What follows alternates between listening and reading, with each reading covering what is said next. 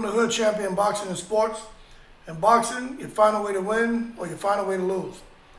There's been a lot of talk recently about the many weight classes in boxing. Some people saying that the lines are really blurred and it's hard to really give credit to a champion. One is because there's so many belts. Two is because the weight divisions are so close.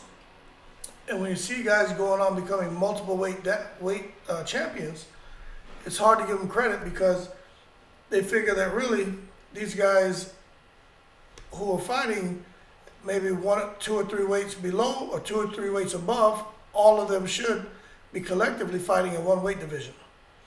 So the question is, why are there so many boxing weight classes?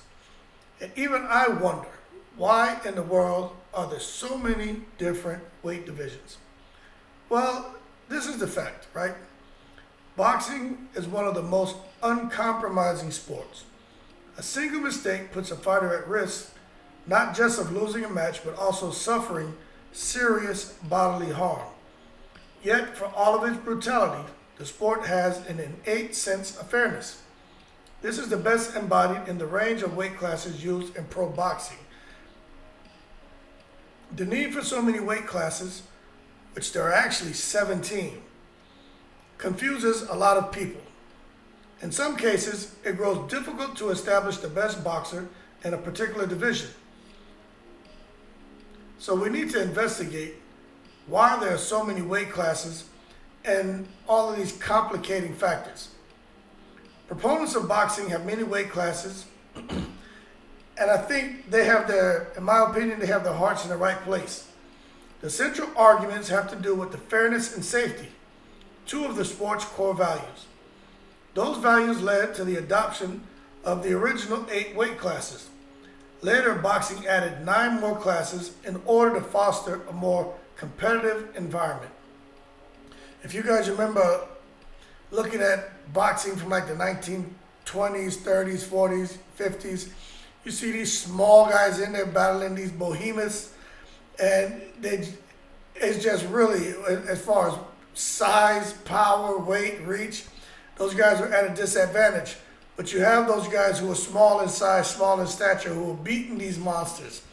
But you look at what was happening back then, there were a lot of guys getting hurt, a lot of bodily harm, losing teeth, permanent disfigurement. It was really rough back in those times. But of course, boxing has evolved where we are today. Sports medicine has evolved. Everything has just evolved to make boxing a safer place. But at the same time, even with these pro fighters, today, a relatively small difference in weight can lead to a huge advantage. Weight classes eliminate this kind of disparity, ensuring that skill remains the most important factor in determining the victor. With fewer weight classes, a smaller boxer would have poor odds of ever becoming a champion, no matter their skill. Now, there's some people saying, well, look at Alexander Usyk.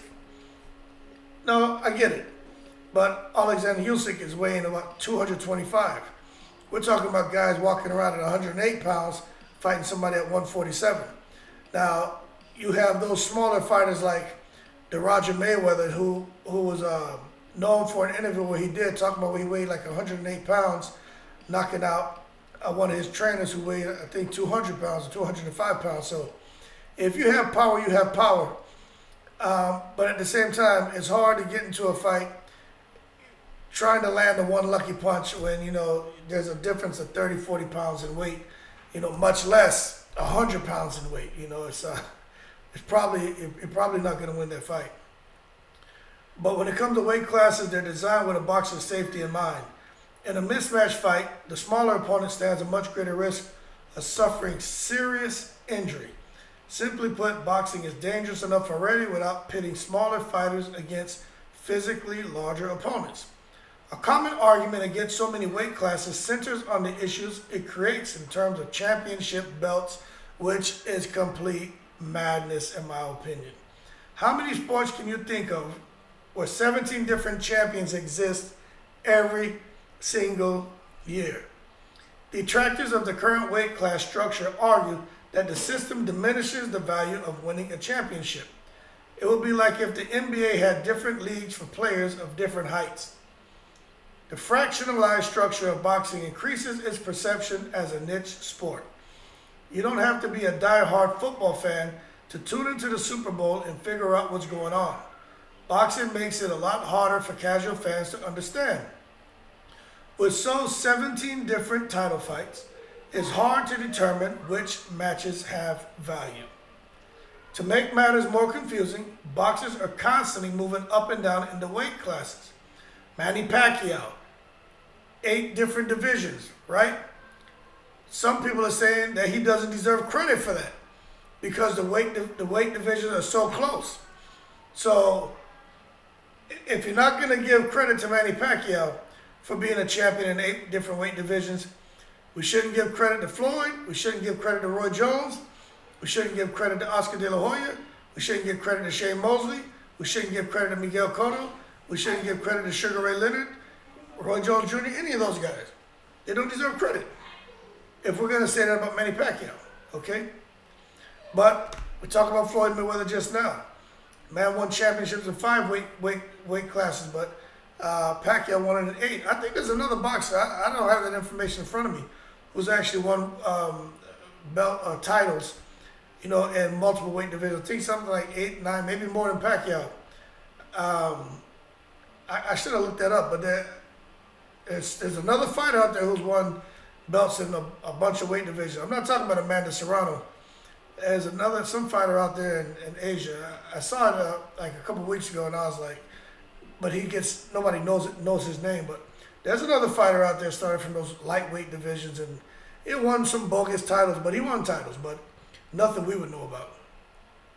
But at the end of the day, man, but that kind of fluidity in the different weight classes, it makes it hard to judge the relative value of a championship. Even the most hardcore opponents of the current weight class system don't want to strip it down to just 8 classes.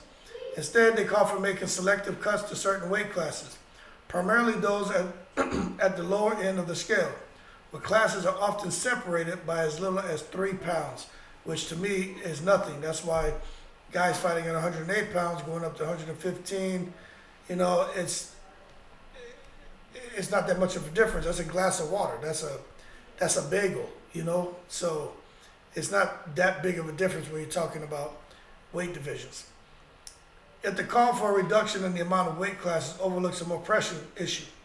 The number of championship organizations. This is the biggest problem I think there is with boxing. There's too many weight divisions, but there's too many damn organizations. Currently, 4 major sanctioning bodies exist in boxing: the WBA, WBC, WBO, and IBF. Each of these organizations holds its own world title at each weight class. In other words, there aren't just 17 boxing world champions, there are 68. Complete madness. This adds to the confusion when it comes to determining who the best fighter actually is. Instead of focusing on reducing weight classes, boxing activists would be better off spending their time fighting for a consolidation of the 4 championship organizations. And we haven't even talked about the Ring magazine, which would make it 5. To me, there should just be 1 title, in my opinion, just the Ring magazine title, and everything else should go away. That seems to be the ultimate, like the belt that matters the most when you get that Ring title. Then after that, probably be the WBC, but to me, they should just get rid of all that. But when it comes to these weight classes, there's just too many, man. When you think about it, right? It starts off at 105 pounds, to 108 pounds, to 112 pounds, to 115. We can stop right there, okay? So from 105 pounds to 115, that's a 10-pound difference. Man, you know, in 2 days, I can put on 10 pounds just from what I'm eating and drinking. So I understand it. It is hard to place value on these guys with these championship belts, especially guys with these multiple weight divisions. So champions in these multiple divisions. So you figure somebody who's a champ at 105 goes to 108, goes to 112, 115, 118, to 122, to 126. That's a 20-pound difference from 105, right? That's 1, 2, 3, 4, 5, 6. That's 7 weight divisions. That is not impossible. That is not impossible. Okay? A guy can go from 105 to 126. Easy. Especially if he's walking around at 30 pounds and melting down to 105. You know, it may not be healthy, but guys do it. But after 126 pounds comes 130, then 135, 140, 147, 154, 160, 168, 175, 200 pounds, and 200 pounds up. It's a lot of weight divisions, man. But when you look at Canelo, what he's doing, people are finding a hard time wanting to give him credit. People are questioning, and you know, the thing is, you can't pick and choose who you're going to attack from having belts in multiple weight divisions. You can't come now, since this is the season of the undisputed champion, and want to, since Canelo could potentially be, when he fights Triple G, undisputed champion in 2 weight divisions. You can't come now and say, well, there's really not much difference of a weight. Canelo's fighting at 147 at one point. He really should be in he should have been in the higher weight classes. You know, we can't do that. We got to be fair, okay? Because if we're going to do that to him, being undisputed in 2 weight divisions, got to do that to Clarissa Shields, okay?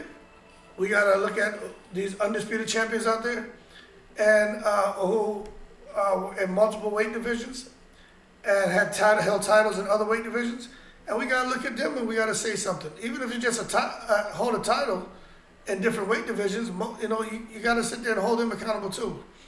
But we're going to hold them all to the same standard. But in my opinion, it is what it is. But I would like to see them bring that, like, to me it should be the 105 to like 100, just merge them. 105 and 108, merge that, man. You know, make it to 111 pounds. Then the 112 to 117. Then 118 to 125. Then 126 to 134. You know, to me that's what they should do. They should group them, and that would knock half of these off. But I get it. What they're saying about a difference of a couple pounds. I get it. I totally get it. I really do. But at the end of the day, it's too many weight divisions, and the weights are too close, and it is hard to give credit to somebody who wins a belt. Like Terrence Crawford, Danny Garcia, right? Look at what's going on. Crawford was undisputed at 140, won a belt at 147, may go on to become undisputed at 147. And then what are we going to say? Yeah, it's a good accomplishment, tough fighters, but you look at Danny Garcia, 140, 147, now going to 154, so I don't know, man. We all have an opinion on it, but I think there are too many and they need to consolidate. But who am I? I'm just a guy who loves boxing and tired of seeing so many weight divisions, so many champions. But leave your comments below. Let me know what you think, man. That being said, like and subscribe if you enjoyed the video. Shout out to all the veterans, and I'm in the breeze.